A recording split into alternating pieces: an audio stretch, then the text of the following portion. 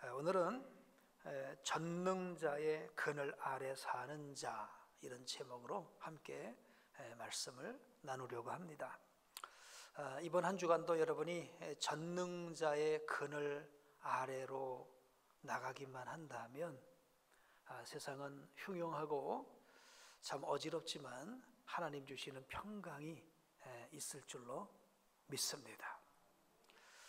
사람에게는 어떤 현실의 문제보다도 닥쳐올 미래에 대한 불안이 큰 것 같아요. 그렇죠? 일본 같은 데도 뭐 휴지를 사재기를 한다고 하더라고요. 근데 왜 그런가 했더니 아마 중국에서 휴지를 생산을 못할 것 같다라는 그런 미리 염려를 끌어당기다 보니까 뭐 휴지 사재기를 했다, 뭐 이런 얘기를 해요.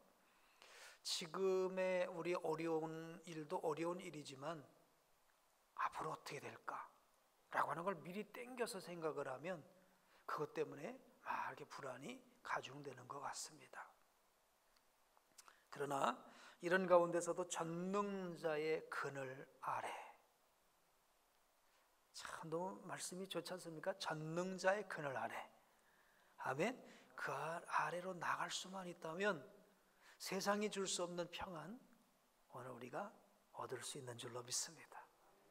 오늘 말씀도 사실은 OIB 며칠 전이죠. 신명기 읽다가 시편 90편, 91편 읽었잖아요.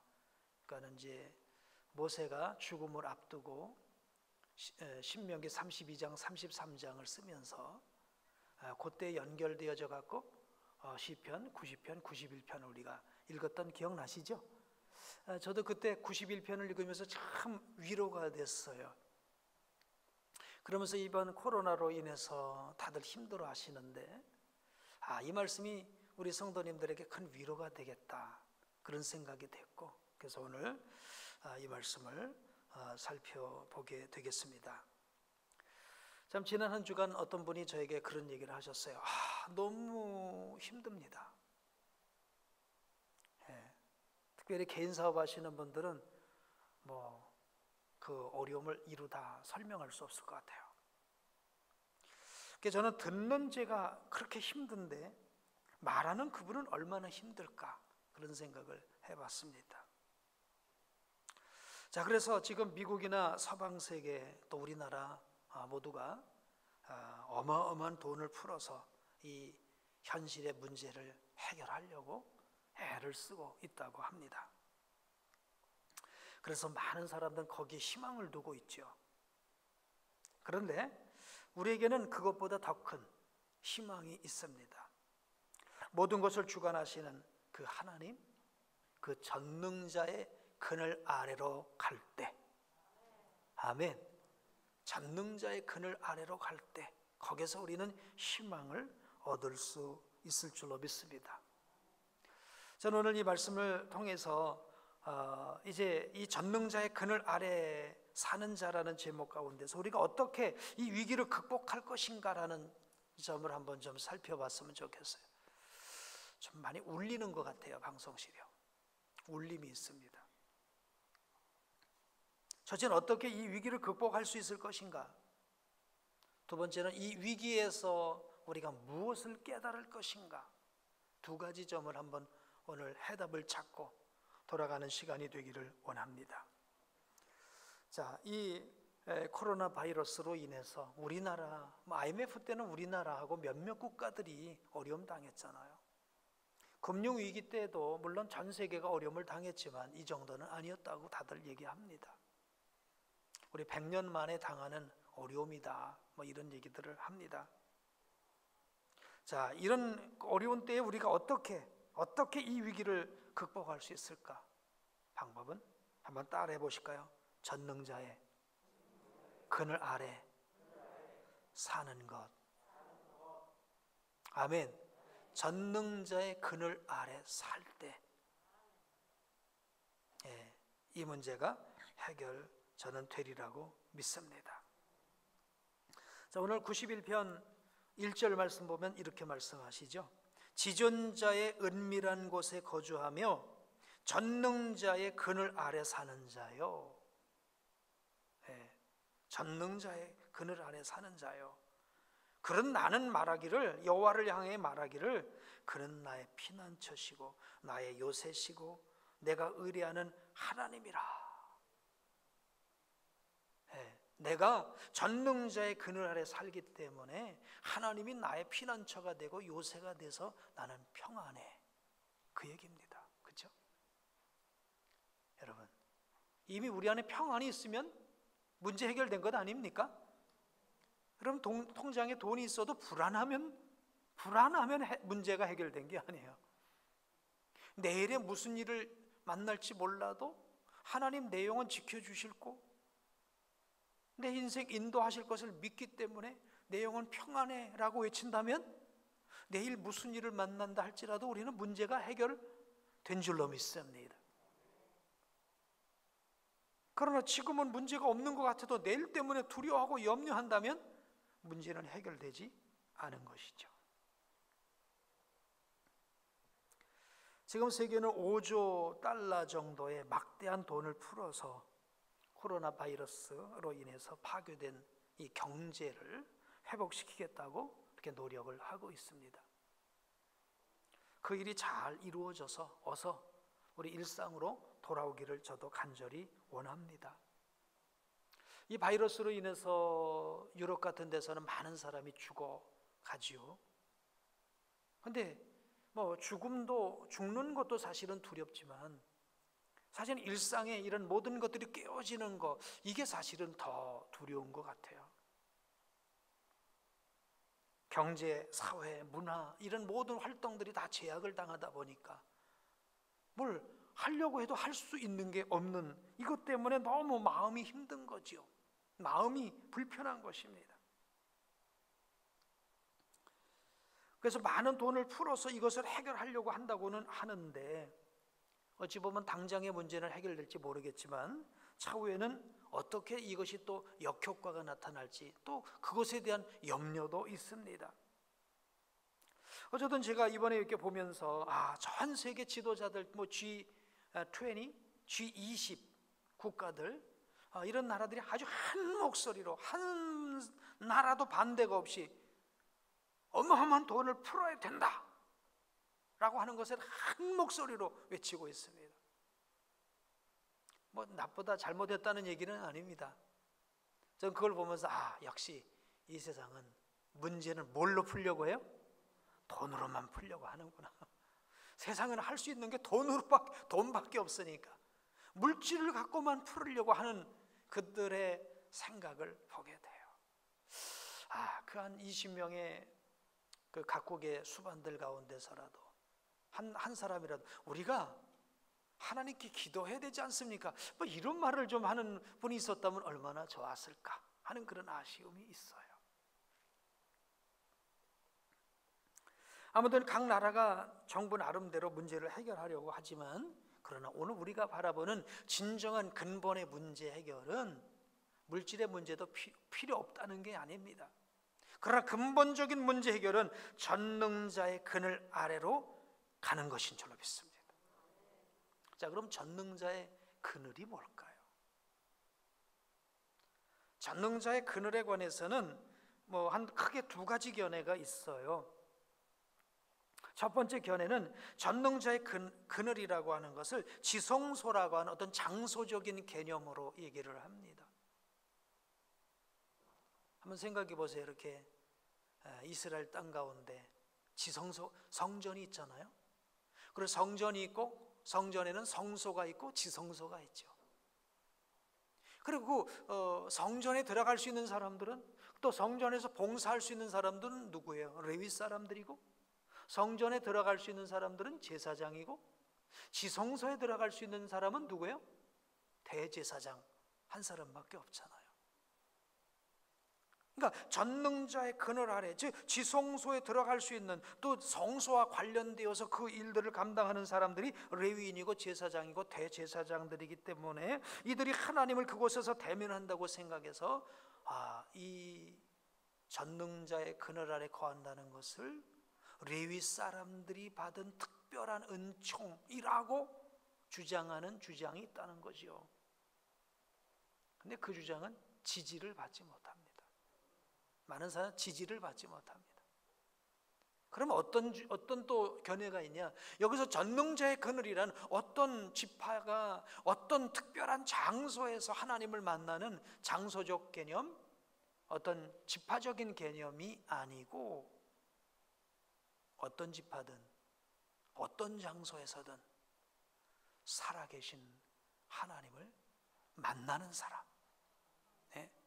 살아계신 그 하나님의 함께하심을 경험하는 사람, 그 사람이 바로 전능자의 그늘을 아래로 가는 사람이라는 거예요. 그러니까 전능자의 그늘이란 그 살아계신 하나님의 함께하심을 늘 경험하는 사람이 누구이든 상관없이 전능자의 그늘 아래 사는 사람이라는 거예요. 그렇죠. 이 어려울 때 살아계신 하나님은 나와 함께하시다. 그 하나님이 나의 삶을 인도하신다. 이 믿음에 대한 조금도 흔들림이 없는 그런 확실한 가운데 있는 사람은요, 어떤 어려움 가운데서도 두려워하지 않을 줄로 믿습니다. 자, 이 시편 91편은 모세의 시라고 합니다. 모세가 죽음을 앞두고 신명기 32장 33장을 이제 노래를 불렀는데, 지어서 불렀는데 그 내용하고 유사한 점이 많다고 그래요. 그러니까 모세가 120년의 생애를 살았는데 그 마지막 순간을 돌아보면서, 마지막에 지난 날들을 바라보면서, 정말 내 120년 일생이 너무나 힘들고 어려운 일들이 많았는데 그 위기 가운데서 우리 하나님이 나와 어떻게 함께 하셨는지, 그런 것들을 되돌아보면서, 여러분, 내가 120년 살고 보니 할 말이 딱 한마디 있어. 여러분이 전능자의 그늘 아래로 나가기만 하면 모든 문제는 해결될 것이요 라고 말씀하는 것이 오늘 시편 91편의 내용이 되겠습니다. 우리 모세는 이 세상을 살면서 그 누구보다도 많은 어려움을 당했던 사람이에요. 120년의 삶을 살았다고 그랬죠. 어마어마한 파도를 탔어요. 보통 파도를 탔다면 즐길 수도 있었겠지요. 근데 경랑의 파도입니다. 그냥 엎어지고 자빠질 수밖에 없는 경랑의 파도를 탄 사람이 모세 아닙니까? 태어나자마자 모세는 악어밥이 될 뻔했습니다. 태어나서 그런 사람이 있습니까? 악어밥이 될 뻔했습니다. 하나님의 극적인 구원을 통해서 그는 바로의 공주의 이제 아들로서 궁중에서 자라게 되죠. 그러면서 주가 그 일생을 살아왔던 그 과정 다 설명할 수 없겠지만 그 과정은 순탄한 생애가 한순간도 없었어요. 천당과 지옥을 하루 사이에 경험하듯이요. 그런 힘들고 어려운 삶이었어요.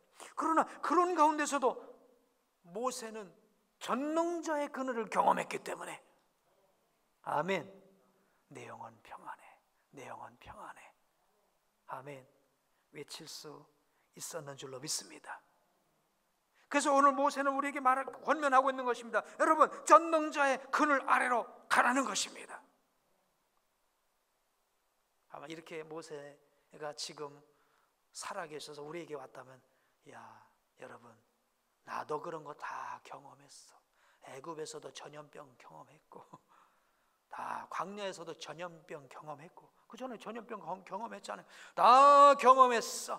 전능자의 그늘 안에 있는 자는 평안해. 하나님 지켜주실 거야. 할렐루야. 그게 한마디 모세의 외침인 줄로 믿습니다. 모세는 태어나면서부터 악어밥이 될 뻔했습니다마는 거기서 구출을 받고 이제 모세는 나이가 40세가 되었을 때 자기는 민족을 생각하게 돼요. 하나님을 생각하게 됩니다. 그리고 바로의 공주의 아들이라 칭함을 거절합니다.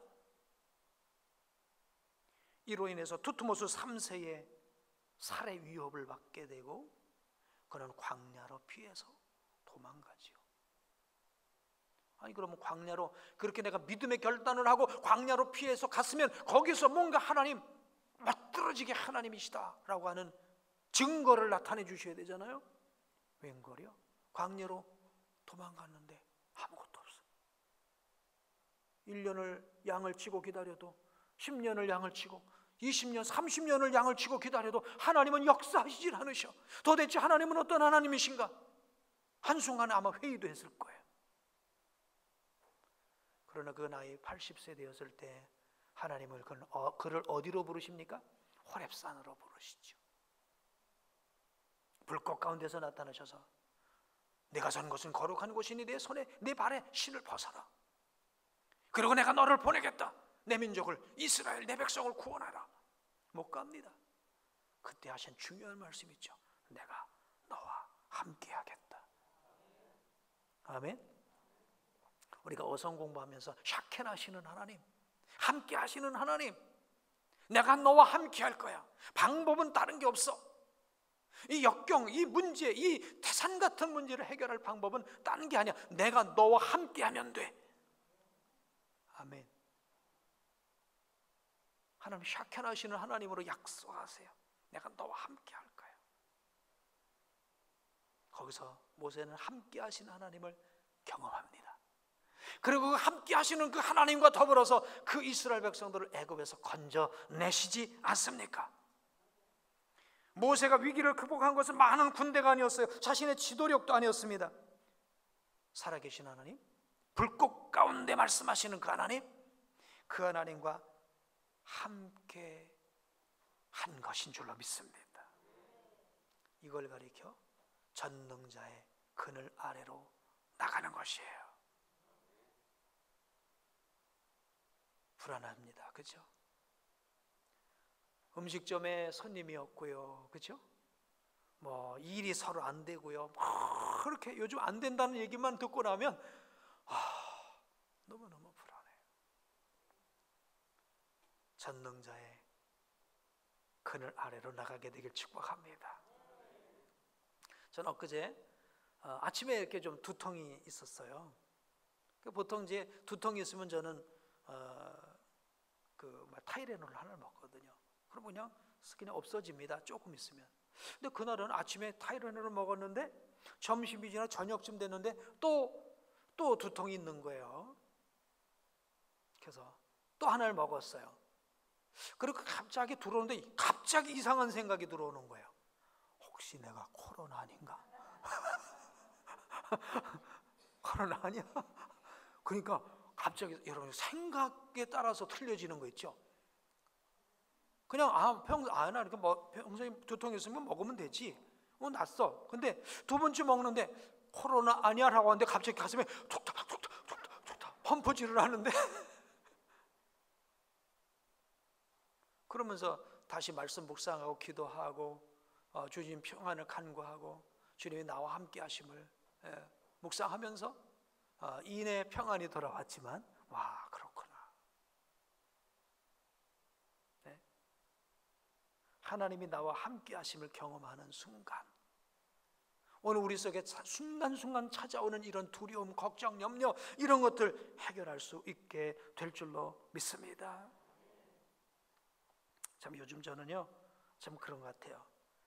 요즘 이렇게 코로나 바이러스로 인해서 신방도 못해, 저녁 예배도 없어, 금요 기도도 없어, 우리 목장 신방도 없어. 그러니까 참 놀고 먹는 것 같아, 그죠? 할 일이 없는데요. 왜 이렇게 분주한지 마음은. 일이 없어서 편안한 게 아니더라고요. 차라리 일을 하는 게 편안해. 이게 뭔가 마음으로부터 이렇게 불안인 것 같아요. 목회자인 저도. 방법은 뭘까요? 그러면 또 일을 찾아서 일을 하면 문제가 해결되는 것입니까? 아닙니다. 전능자의 그늘 아래로 나가야 되는 줄로 믿습니다. 모세가 평생 사람의 그늘 아래에 있었다고 한다면, 물질의 그늘 아래에 있었다고 한다면 그런 문제를 만날 때마다 좌불안석이었을 거예요. 근데 모세는 전능자의 그늘 아래 거했기 때문에 어떤 문제도 문제가 안 된 줄로 믿습니다. 이 코로나 위기가 언제 어떻게 끝날지 우리는 알 수 없습니다. 이 문제가 또 어떻게 확산될지 누가 알 수가 없습니다. 그러나 중요한 것은 오늘 우리가 전능자의 그늘 아래서 주와 교제할 때 문제는 해결될 줄로 믿습니다. 자, 그러면 어떻게 이 전능자의 그늘 아래로 나갈 수 있다는 얘기입니까? 무슨 우리가 40일씩 금식을 하고 막 신비한 체험을 하고 그런 것이 전능자의 그늘 아래 가는 것입니까? 물론 그렇게도 할 수 있습니다. 신비한 음성을 듣는 것도 전능자의 그늘 아래 가는 것일 수도 있겠죠. 그런데 정말 보편적으로 우리에게 늘 할 수 있는 하나님 일상의 전능자의 그늘 아래로 갈 수 있는 방법을 하나님께서 허락해 주셨어요.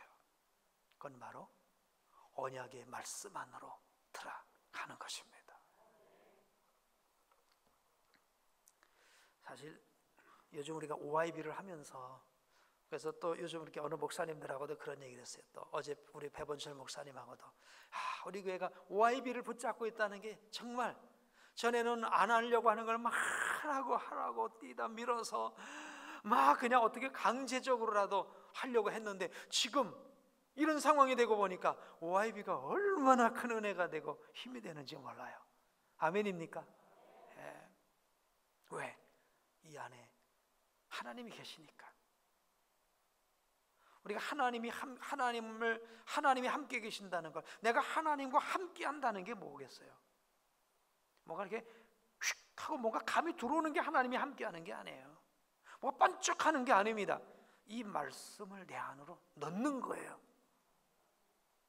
그리고 내 안에서 그 말씀을 이렇게 묵상해서 그것이 내 믿음이 되고 사상이 되고 힘이 되고 능력이 되는 것인 줄로 믿습니다. 그러니까 이 글자는요, 사실은 글자는 하나님이에요. 말씀이 하나님이신 거예요. 자, 한번 제가 예를 한번 들어볼까요? 요즘 항공업계가 큰 어려움을 당한다고 그러죠. 왜냐하면 여행하려고 하는 사람이 다 포기를 하니까. 우리 교회 선교팀도 이번에 여름에 탄자니아를 방문하려고 계획 중이었다가 이번 코로나 건으로 인해서 다음 기회로 연기하기로 결정을 했습니다. 이미 항공권을 구입을 해놨으니까. 그래서 이제 해약을 해야 되는데 돈은 다 지불됐고요. 14분인가 14분인가가 해갖고 거의 1,700만 원, 1,800만 원 돈이 가버렸어요. 그리고 저에게는 아무것도 없어요. 예약 남바 하나밖에 없어요. 예약 남바. 그래서 그 여행사에다가 예약 넘버를 불러주고 해약하겠다고 했더니 아주 유쾌하게 오케이 하고 해약을 해주는 거예요. 저는 그걸 보면서 너무 신기했어요. 그냥 예약 넘버 하나 줬는데 그것 때문에 보고 또 돈을 돌려주고요. 우리는 어떻습니까? 예약 넘버 하나 보고 그냥 비행장을 갑니다. 그죠? 그럼 거기서도 그 예약 넘버 하나 보고 우리를 또 태워줍니다.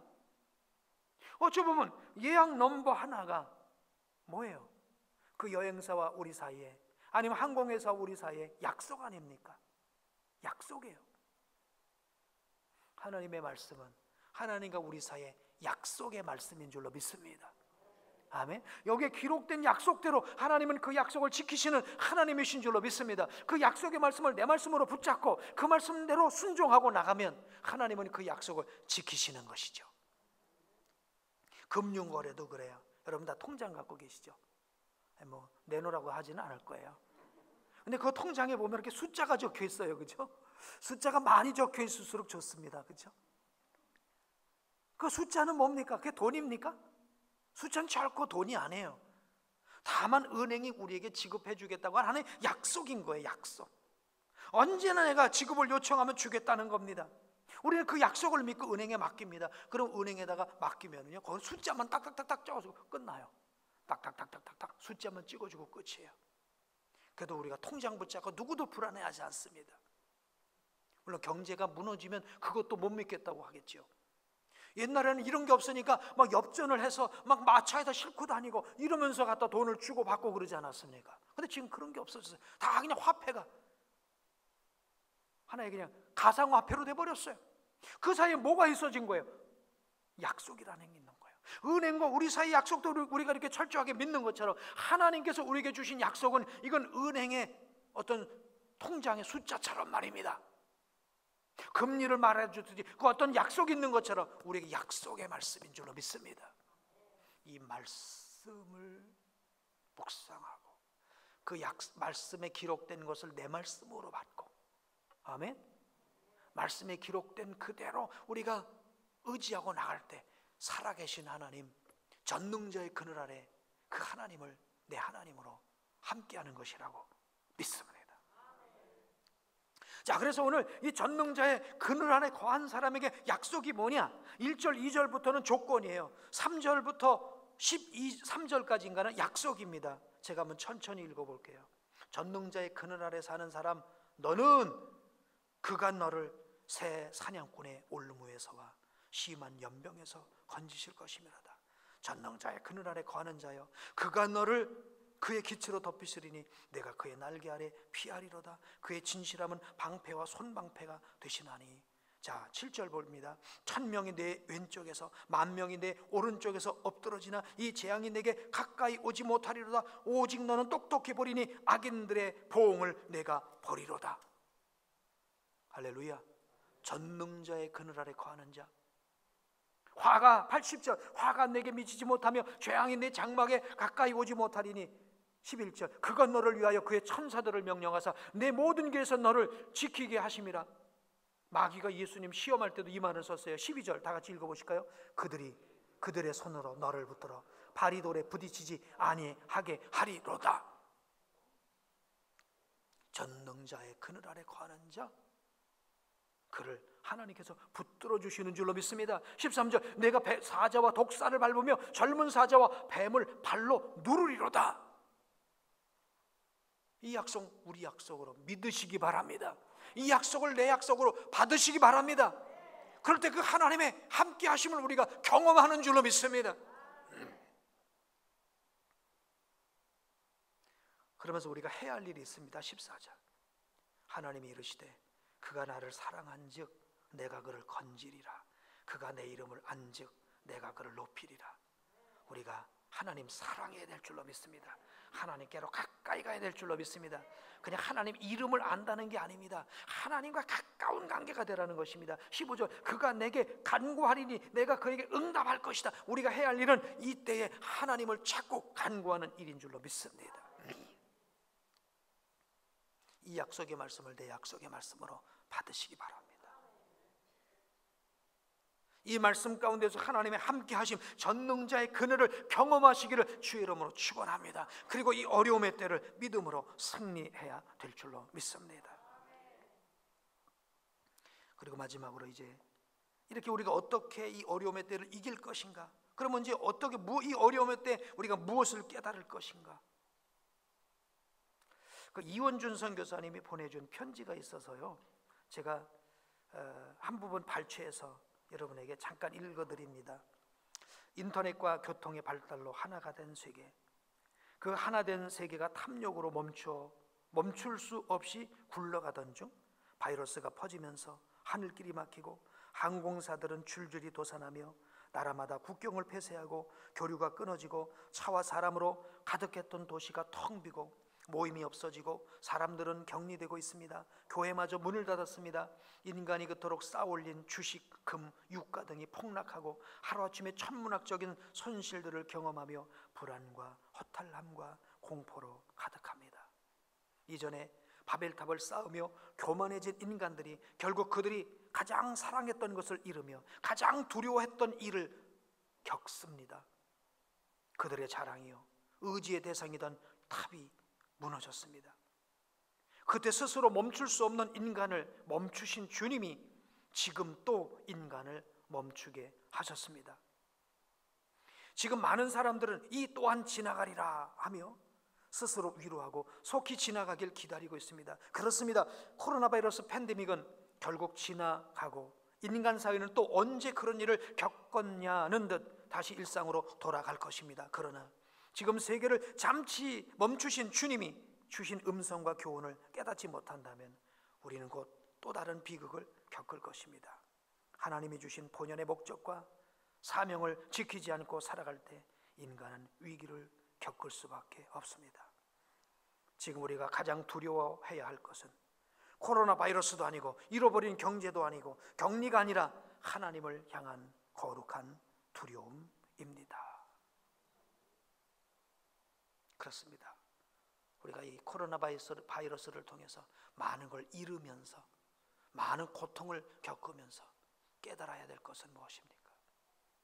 저는 이렇게 말하고 싶습니다. 전능자의 그늘 아래로 더 가까이 나가자. 어떤 사람은 돈을 의지하고 과학을 의지하고 사람을 의지하지만 오늘 우리는 전능자의 그늘 아래서 거기서 주시는 평안, 거기서 주시는 영원한 영생의 약속, 이것을 얻고 힘을 얻고 현실의 문제를 해결할 수 있는 우리 사랑하는 복된 성도님 모두 되기를 주의 이름으로 축복합니다.